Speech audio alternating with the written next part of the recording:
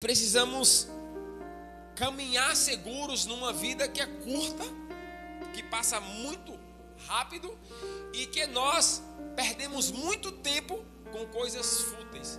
Por exemplo, ontem eu conversava com uma senhora de 55 anos, 56, 55 anos, e ela estava muito magoada com o seu marido. O seu marido disse um bocado de besteira para ela e ela estava muito magoada. E aí eu comecei a refletir sobre as coisas que aquela senhora me falava, e a minha vontade era de falar com ela: minha senhora, minha irmã, que ela é cristã, a parte do que a senhora está falando, a senhora é responsável e é culpada. Só que se eu falasse que ela era culpada, eu ia lançar um fardo, um peso a mais daquilo que ela estava carregando. Só que por que eu ia falar que ela era culpada em relação à mágoa que ela estava carregando? Porque o cristão, ele conhece a verdade. Te dar um exemplo. Toda pessoa, quando se converte, ela sabe de duas coisas que o mundo sabe: que quando você se converte, você para de beber e dá o dízimo. Isso é tipo assim, a pessoa está no mundão, ela tem a certeza que se um dia ela se converter, ela vai parar de beber, porque parece que só bebida que é pecado, outras coisas não. Mas a pessoa do mundo, ela sabe, se converteu, entrou na igreja, não pode beber, também tem que dar o dízimo. São duas coisas simples que o cristão sabe, que o mundano, quando entra na igreja, sabe. No caso dela, que é cristã, não tem como eu aceitar que um crente ande magoado se ele conhece a Bíblia. Ele pode se ferir, pode se machucar e pode se magoar. Isso não quer dizer que ele vai andar magoado. Então, só que se eu dissesse a ela: ó, você está magoada por sua responsabilidade, porque o problema não é o que ele fez com você, é o que você está fazendo. O que a pessoa fez, fez. Vamos falar sobre isso em outras oportunidades, sobre como superar uma traição, que é a sétima, eu acho, parte. O que a pessoa fez, fez. Eu não tenho como evitar o que ela fez, o que ela falou, a acusação, a dor, não tenho como. Mas eu tenho como guardar o meu coração e não deixar que aquilo me machuque, apesar que causa dor.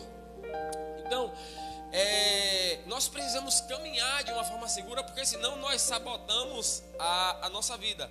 E esse é o nosso assunto de hoje, porque é uma urgência nós cuidarmos da nossa alma, e principalmente nós cristãos, que o mundo já anda ansioso por natureza. Eu já citei isso aqui e repito: o Brasil é o país número 1 em ansiedade do mundo. Então imagina aí, 200 países do mundo, 8 bilhões de pessoas em todo o mundo, 220 milhões, que é mais ou menos a população brasileira, segundo as estatísticas aí, anda em ansiedade.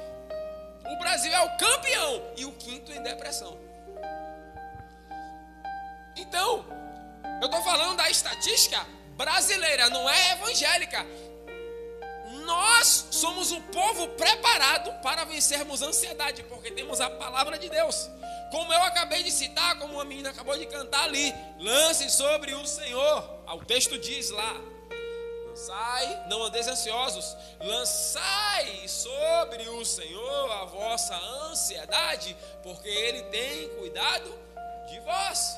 Jesus também disse: não andeis inquietos, dependendo da tradução, ansiosos, dependendo da tradução, solícitos.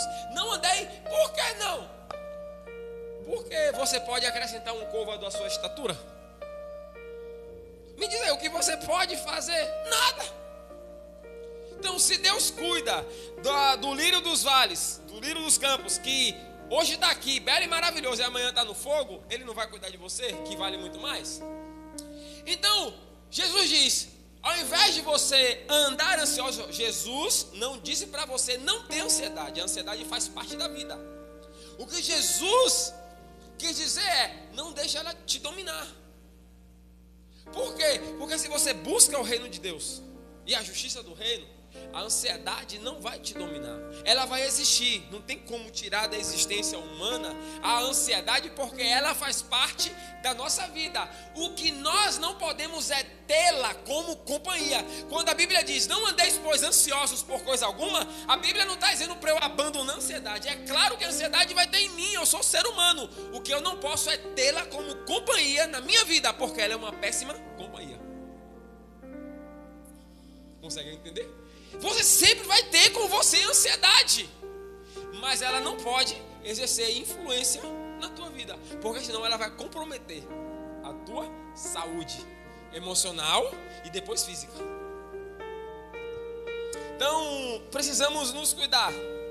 Temos tantas coisas para fazer, problemas para resolver, decisões para tomar, trabalho, escola, família, e tudo isso traz um grande desgaste e piora muito quando as nossas emoções não estão em equilíbrio, quando a nossa alma está cheia de angústias, crises e conflitos que sugam a nossa força, drenam a nossa energia e traz um peso insuportável. Tudo isso, na maioria das vezes, passamos sozinhos e calados. A ansiedade, o medo, a preocupação, a inquietação, tudo isso junto e misturado toma conta de nós e deixa um buraco, um vazio grande dentro de nós, nos deixa de uma forma tão desequilibrada que seguir a vida não é simples e fácil. E é por causa disso que na maioria das vezes nos sabotamos. Por quê? Porque não paramos para cuidar das nossas emoções, das nossas mazelas, das coisas que nos acontecem todo dia. Queremos seguir a vida carregando esse peso insuportável. Precisamos cuidar de nós mesmos. Devemos entender que o que nos fere, nos machuca e dói muito não é o que aconteceu conosco. Ô Matheus, por favor, pega esse celular aqui da Moni. Eu boto no modo avião. Eu acho que ela tira ou ela não bota no modo avião. Muito obrigado. Pensa com um negócio que me estressa. Ouça-me aqui. Deixa aí essas coisas de distrair não, porque o assunto é muito sério e o ambiente é espiritual. O que nos fere, o que nos machuca e dói muito, não é o que aconteceu conosco. É o que nós fazemos com o que aconteceu conosco. Eu acabei de citar que a senhora cristã estava magoada por causa do que aconteceu? Não. Mas porque ela estava se permitindo sofrer por causa do que aconteceu. O que dói em nós não é o fato ocorrido, mas é o que fazemos. Porque se eu tiver um coração guardado, se eu tiver uma alma sarada, se eu tiver as minhas emoções equilibradas, o que fazem comigo não vai me ferir, apesar de causar dor. Porque o que me fere e me machuca não é o que fazem comigo, é o que eu faço com isso que fizeram comigo. Eu posso pegar e deletar da minha vida o que fizeram comigo. Eu posso, não vou esquecer, mas eu não deixo aquilo me machucar, roubar o meu sono, tirar a minha paz. Por quê? Porque eu tenho algo maior, alguém melhor. Eu tenho Deus e a sua palavra. Só para você ter uma ideia, falamos de José aqui. Porque José andou em instabilidade emocional. Os irmãos, o sangue dele tentou assassinato. Não conseguiu. Vendeu como escravo. José tinha todos os motivos para ser um revoltado da vida. Voltar agora que era governador e mandar matar todo mundo. O que que José faz? Perdoa, ama e cuida. Por quê? Porque o problema não foi o que os irmãos fez com José, foi o que José fez com ele. Olha, vocês são traíra mesmo, porque me traíram. Eu vou falar vagabundos, mas não dá para usar essa palavra. São assassinos porque tentaram um assassinato contra mim. São violentos. Mas eu não vou deixar que isso que vocês são interfira em quem eu sou. então eu não vou sabotar a minha vida. O que dói não é o que os outros fazem, é o que eu decido fazer com o que os outros fizeram comigo. Por quê? Porque eu posso pegar o que fizeram comigo, o que falaram de mim, eu posso pegar tudo isso e transformar em um tapete para eu caminhar por cima, suportando, superando e vencendo. Ou eu posso cair em uma depressão profunda porque eu acho que a vida é injusta comigo. E a vida sempre vai ser injusta, mas Deus é justo. E se eu tenho Ele, eu tenho a maioria. Porque eu e Deus somos invencíveis, imbatíveis e insuperáveis. Entende? Oh, Pai amado. Temos aqui a história de Naamã. Vamos ler? Versículo 1. Capítulo 5, versículo 1, eu estou lendo na Nova Almeida Atualizada, a palavra do Senhor diz assim: Naamã, comandante do exército do rei da Síria, era grande homem diante do seu Senhor e de muito conceito, porque por meio dele o Senhor tinha dado a vitória à Síria. Ele era herói de guerra, porém sofria de lepra. Ouça-me aqui. Você já deve ter percebido aí, independente da tradução, que Naamã era o cara. Só que tem um detalhe nesse texto, e não é a lepra. É que Deus era com ele. Só que Naamã não era de Israel, era inimigo de Israel. O texto está dizendo que Deus tinha dado vitória ao inimigo de Israel. Quem é esse inimigo? Naamã. Então, embora ele era leproso, Deus era com ele. É importante sabermos disso, por quê? Porque ele é meu inimigo, mas apesar de ser meu inimigo, ele tem Deus na vida dele. Continua sendo meu inimigo, mas Deus ele é leproso, mas ele tem Deus com ele. Vamos seguir, versículo 2: tropas saíram da Síria e da terra de Israel, levaram cativa uma menina que ficou ao serviço da mulher de Naamã. Um dia a menina disse à sua senhora: quem dera ao meu senhor estivesse na presença do profeta que está em Samaria, ele o curaria da sua lepra. Então Naamã foi contar isso ao seu senhor, dizendo: assim falou a jovem que é da terra de Israel. O rei da Síria respondeu: vá, eu enviarei uma carta ao rei de Israel. Então Naamã partiu e levou consigo 340 quilos de prata, 72 quilos de ouro e 10 mudas de roupas. Levou também ao rei de Israel a carta que dizia: então logo esta carta chegar a você, saiba que eu lhe enviei Naamã, meu servo, para que você o cure da sua lepra. Quando o rei de Israel acabou de ler a carta, rasgou as suas roupas em sinal de medo e disse: por acaso sou Deus, com poder de tirar a vida ou de dá-la? Para que este envie a mim um homem para eu curá-lo da sua lepra? Como vocês podem notar e ver, ele está procurando um pretexto contra mim. Mas, versículo 8, mas quando Eliseu, homem de Deus, ouviu que o rei de Israel havia rasgado suas vestes, mandou dizer ao rei: porque o Senhor rasgou a sua roupa? Deixe-o vir a mim, e ele saberá que há profeta em Israel. Então Naamã foi com seus cavalos e seus carros e parou à porta da casa de Eliseu. Eliseu lhe mandou um mensageiro dizendo: vá e lave-se 7 vezes no Jordão, e a sua carne será restaurada e você ficará limpo. Mas Naamã ficou indignado e foi, dizendo: eu pensava que ele certamente sairia para falar comigo, ficaria em pé, invocaria o nome do Senhor seu Deus, passaria a mão sobre o lugar da lepra e restauraria o leproso. Por acaso não são Abana e Farpar, rios de Damasco, melhores do que todas as águas de Israel? Será que eu não poderia me lavar neles e ficar limpo? Deu meia volta e foi embora, muito irritado. Antes de seguirmos, ouça-me aqui. Naamã põe na cabeça dele algo impossível de acontecer, porque ele era um grande general, era um homem muito poderoso. Ele achava que o profeta receberia ele cheio de honras, cheio de grandezas, e o profeta nem o recebe. Manda um recado. Vai lá e diz a Naamã que ele tem que ir no rio mergulhar.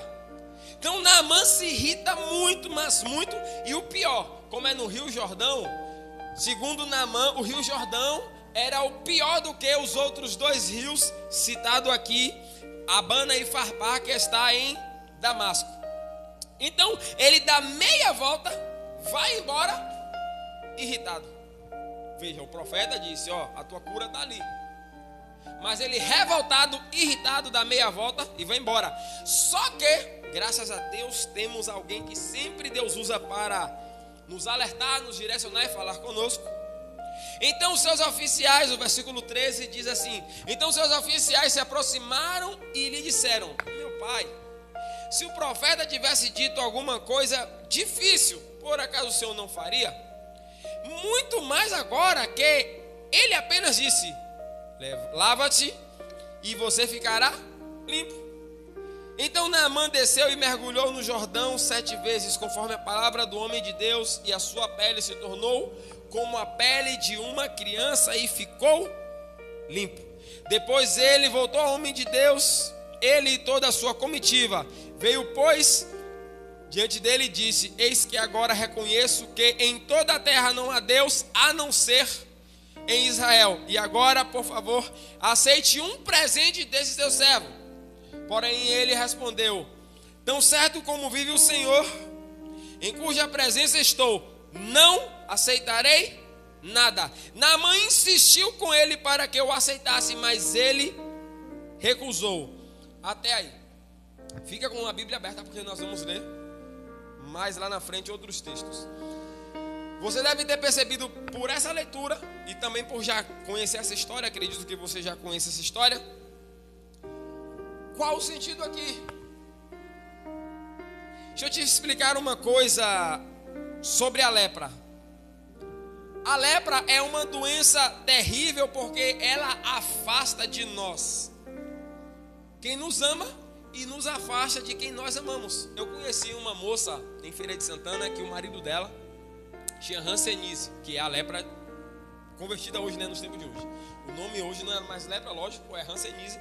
Tem tratamento, mas a doença é do mesmo jeito.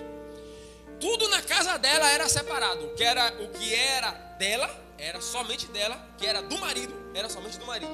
E ela ainda tinha que tomar algumas injeções para prevenir dela pegar lepra. Um amigo meu, a sogra dele na época estava tratando essa doença e todos da família, inclusive ele, teve que tomar injeção para prevenir a hanseníase. Então, nós temos uma doença que separa e na prática separa e afasta mesmo. Então, essa doença ela era terrível. Naamã, apesar de poderoso, apesar de ser o segundo, porque abaixo do rei a palavra dele era lei, apesar dele ter a bênção de Deus, ele tinha essa doença e por causa dessa doença ele valia por causa das suas conquistas, mas não por causa de quem ele era, porque ele era leproso. Então, na oportunidade de receber a cura, ele se irrita e abre mão da cura por causa dessa irritação.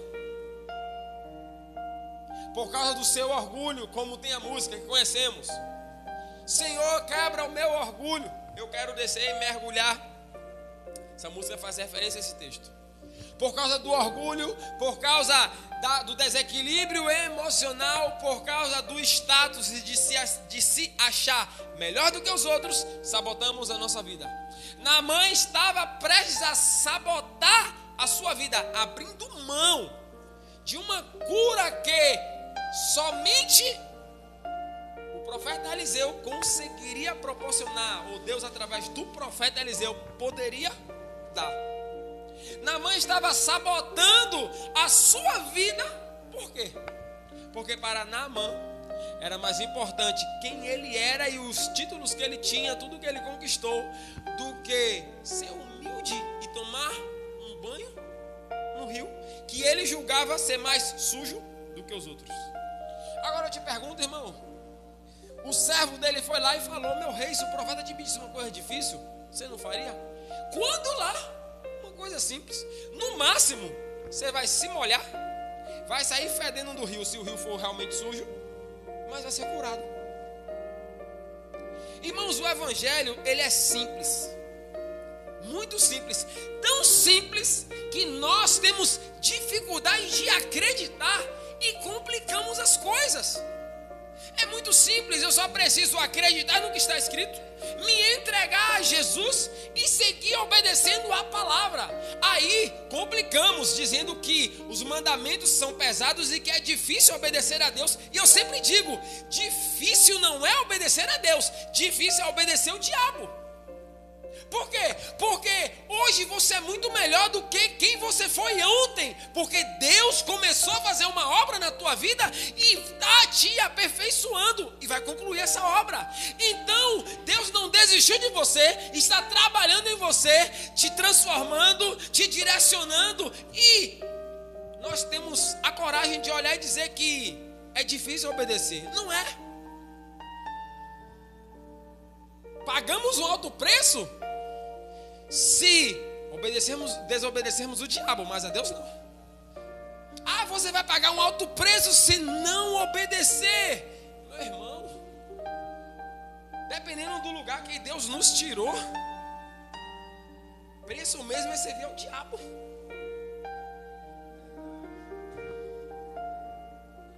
Naamã está abrindo mão, sabotando a sua vida. É lepra. Deixa eu te falar uma coisa. Quando ele toma banho, mergulha 7 vezes e sai curado, não é a cura que ele recebe, apesar da cura se manifestar. Sabe o que é que ele recebe? O abraço da filha que ele nunca deu. O abraço da esposa que depois que descobriu a lepra, nunca mais deu. É poder ter a família unida e não ter as coisas dentro de casa separadas por uma doença. Quando Naamã é curado, não é uma cura física no corpo que ele recebe, mas é a possibilidade de estar em paz e comunhão com a sua família, com a sua comunidade. Porque Naamã era poderoso, mas ninguém queria tê-lo por perto. Ou você quer andar com um leproso, podendo pegar a lepra, mesmo ele sendo rico? Ninguém quer. Prefiro continuar pobre, mas saudável, do que pegar uma doença infernal, apesar de todo o dinheiro que eu posso ter. Você consegue entender? Naamã estava abrindo mão da comunhão com a sua família. Naamã estava abrindo mão da comunidade, dos amigos. Naamã não era mais convidado a dar em um churrasco. Naamã não vai fazer mais parte da ceia do Natal. Naamã já não era mais convidado para aquelas reuniões de família onde todo mundo fala mal e bem de todo mundo, e todo mundo dá risada e celebra e lembra das dores do passado e dá risada e celebra. Por que ele não era mais? Porque ele era leproso. Você não chama um doente para celebrar, ainda mais em uma doença altamente contagiosa. Então, quando Naamã é curado, não é a cura que ele recebe, é essa restauração toda que ele recebe. Aqui entra o ponto: nós não podemos sabotar a nossa vida. Por quê? Porque estamos deixando essas oportunidades que parecem ser insignificantes. Estamos deixando essa oportunidade passar de nós. E eu preciso buscar a cura, ainda que custe. Por quê? Porque senão eu prejudico toda a minha família.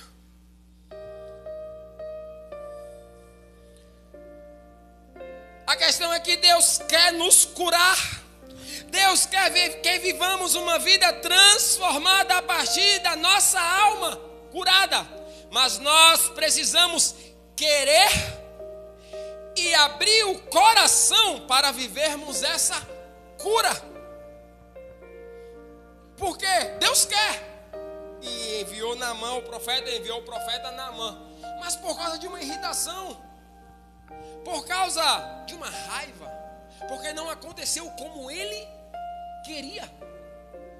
Você vai ficar até quando? Perdendo a possibilidade de viver uma coisa incrível porque não acontece como você quer.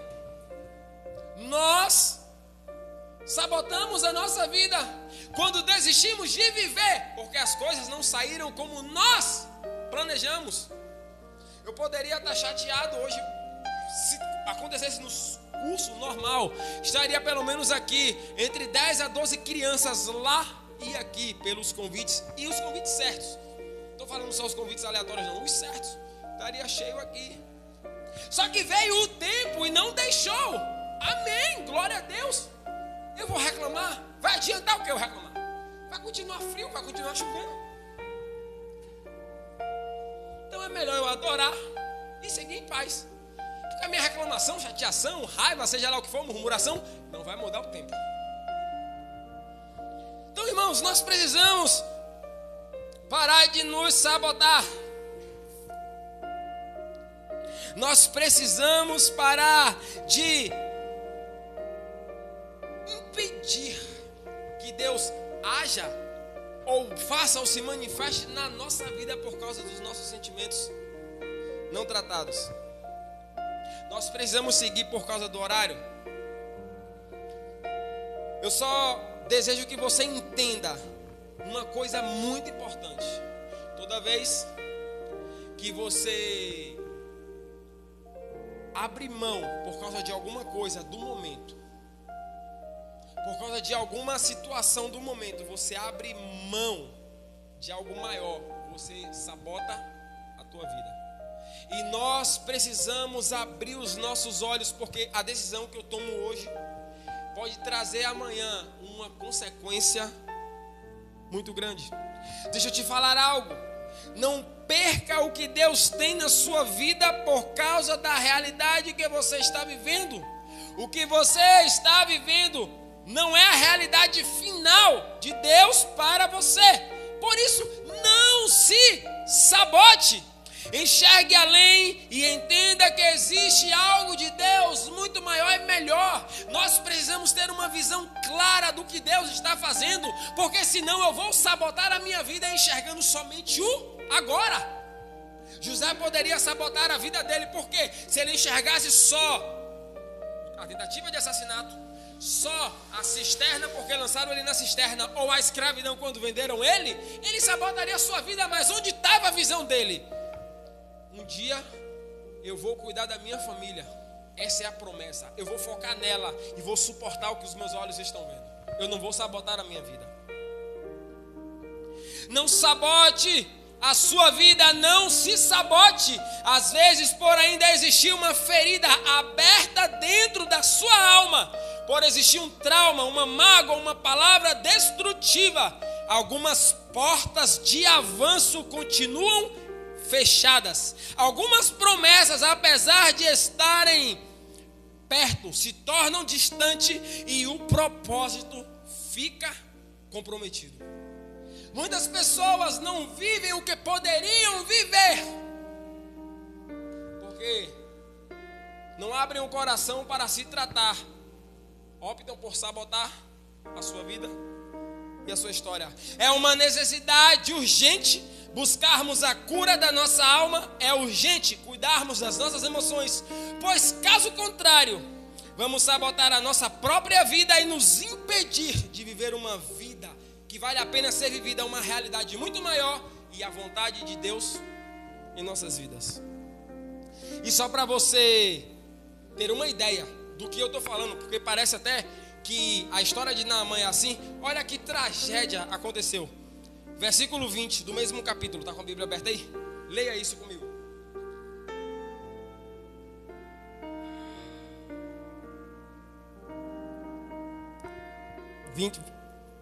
5:20 a seguir diz assim. Abriu aí? Geazi, o servo de Eliseu, homem de Deus, disse consigo: eis que meu senhor foi generoso demais com este sírio, Naamã, recusando o que ele trazia. Mas, tão certo como vive o Senhor, vou correr atrás dele e receberei dele alguma coisa. Então Geazi correu atrás de Naamã Quando Naamã viu que alguém vinha correndo atrás dele, saltou da carruagem para ir ao encontro dele. Então perguntou: está tudo bem? Ele respondeu: sim, tudo bem. Meu senhor me mandou dizer: eis que agora mesmo vieram da região montanhosa de Efraim 2 jovens que fazem parte do grupo dos discípulos dos profetas. Por favor, dê-lhe 34 quilos de prata e 2 mudas de roupa. Muda a página. Naamã disse: tenha bondade de levar 68 quilos. Insistiu com ele e amarrou 68 quilos de prata em 2 sacos e 2 mudas de roupa. Pôs isso sobre os ombros de 2 dos seus servos para que o levassem à frente de Geazi.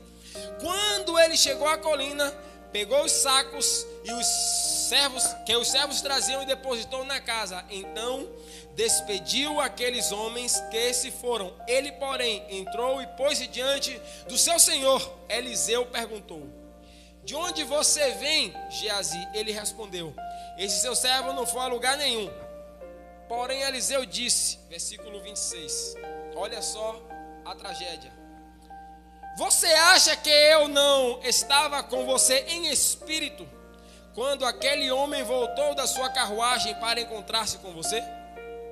Será que esta era a ocasião para você aceitar prata e aceitar roupas, olivais e vinhas, ovelhas e bois, servos e servas? Portanto, a lepra de Naamã se pegará a você e a sua descendência para sempre. E Geazi saiu da presença de Eliseu já leproso, branco como a neve.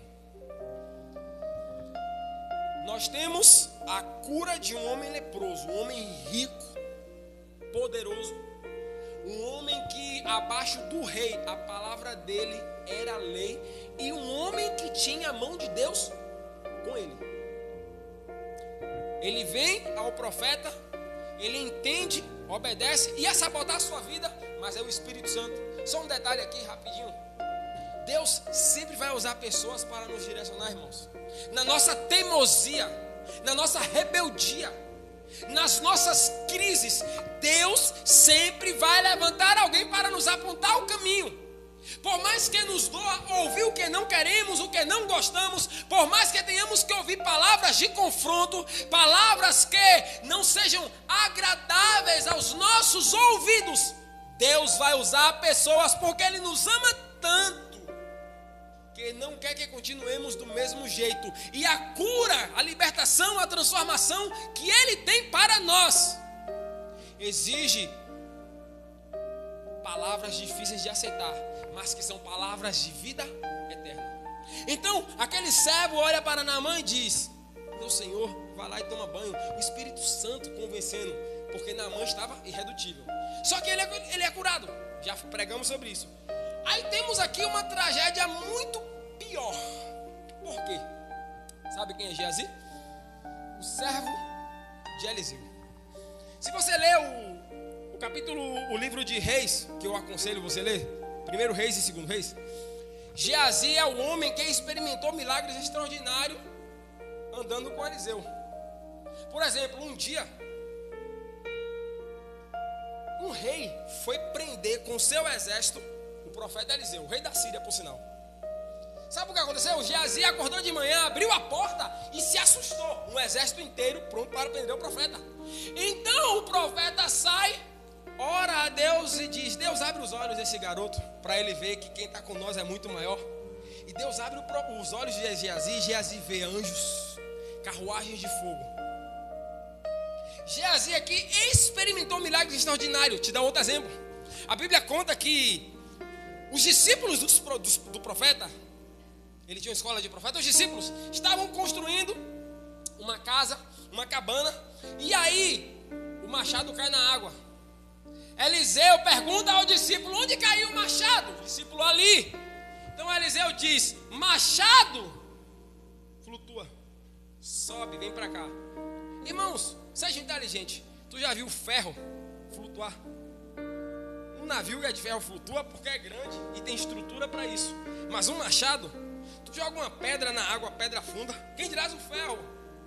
Então esse Geazi viu. Eu poderia citar vários outros milagres aqui que Eliseu fez e que Geazi estava lá. Só que a ganância no coração do homem sabota os planos que Deus tem para ele. E pior, por causa da ganância desenfreada, o homem traz maldição para a sua família. Geazi andava com o homem de Deus. Geazi precisava de dinheiro, irmãos. Não, raciocina aqui comigo, usa o cérebro aqui em nome de Jesus. Eu já estou finalizando. Tu anda com a cura. Tu anda com quem pode fazer o impossível se tornar uma realidade. Eliseu fez o Rio Jordão se abrir.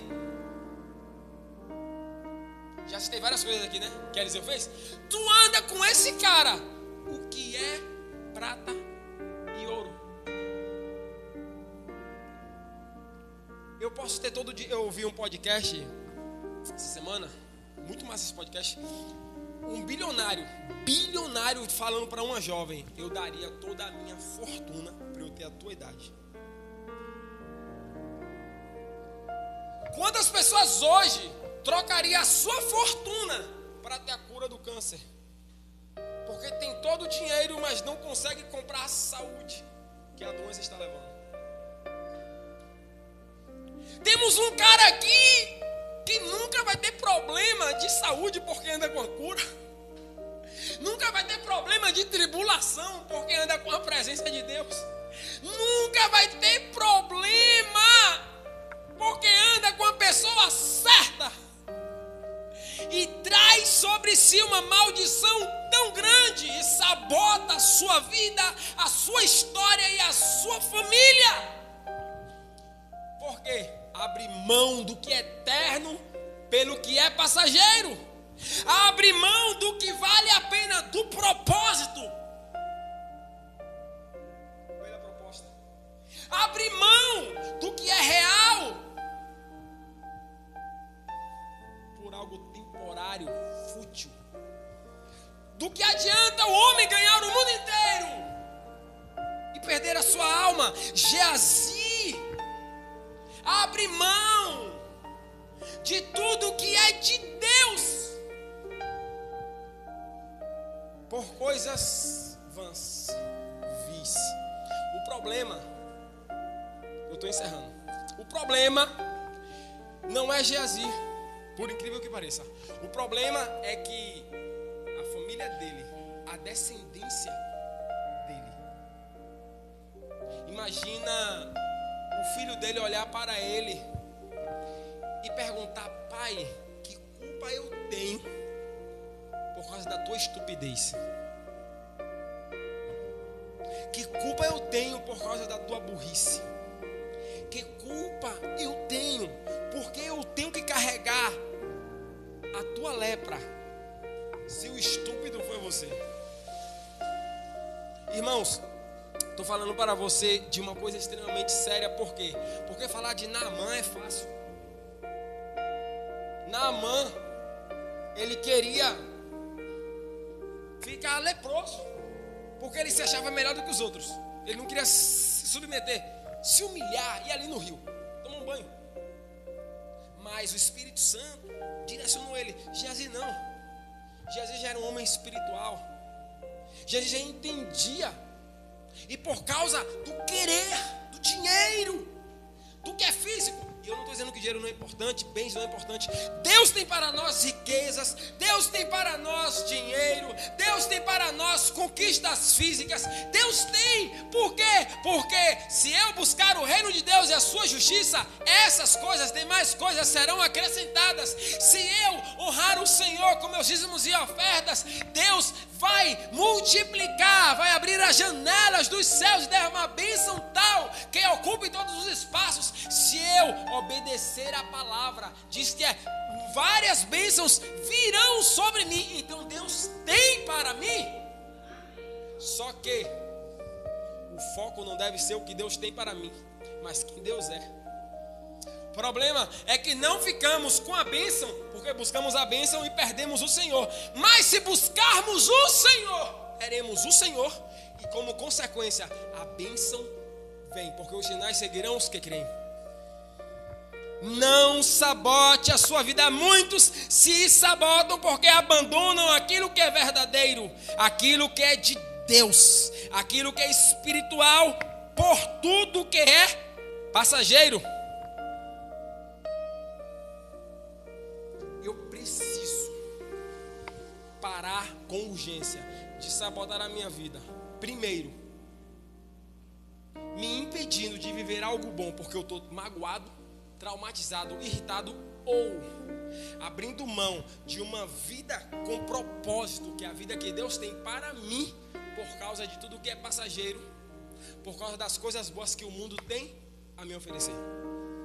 Então veja, tão pior quanto eu abrir mão da cura, eu ficar doente por opção, por causa das minhas mazelas, é eu trazer para mim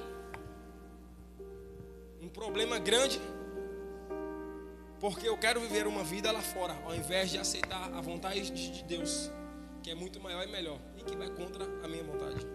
Só que cada um escolhe o que quer e vai pagar um alto preço. Em casa, medite sobre esse texto. Por quê? Porque as decisões erradas doem, mas as decisões certas também doem. Só que eu preciso escolher qual dor eu vou querer sentir e seguir firme, porque vai doer. Decidir pelo certo dói, decidir pelo errado também dói. Só que eu tenho que fazer uma escolha e assumir as consequências dessa escolha, porque a decisão certa vai trazer boas consequências, e a errada, consequências irreversíveis, porque a de Geazi foi irreversível. Não se sabote. Deus tem o melhor para você, mas não adianta você saber disso se isso não se tornar uma realidade. Se você continuar a se sabotar, se impedindo de encontrar essa graça maravilhosa que te capacita para viver esse melhor que Deus tem para você. Quarta que vem, o perigo da frustração. Esse é o nosso assunto. Existem muitas pessoas frustradas e que não conseguem avançar por causa da frustração. O medo de se machucar tem impedido muitas pessoas de viver algo novo e incrível. Então nós precisamos nos cuidar e não deixar a frustração falar mais forte e mais alto nas nossas vidas. Amém? Recebe esta palavra, medita nela, medita, leia a tua Bíblia, e em nome de Jesus, entenda que não é uma palavra vazia. Nós temos o hábito, por sermos cristãos, sempre de falar que Deus tem o melhor, Deus tem o melhor. Isso parece que vira um jargão e não uma realidade. Deus tem, é uma verdade e uma realidade. Só que esse melhor parece estar cada vez mais distante por causa do nosso comportamento. Sabotamos a nossa vida e precisamos nos cuidar, e nos cuidar muito. Leia a Bíblia e se prepare em nome de Jesus. Amém?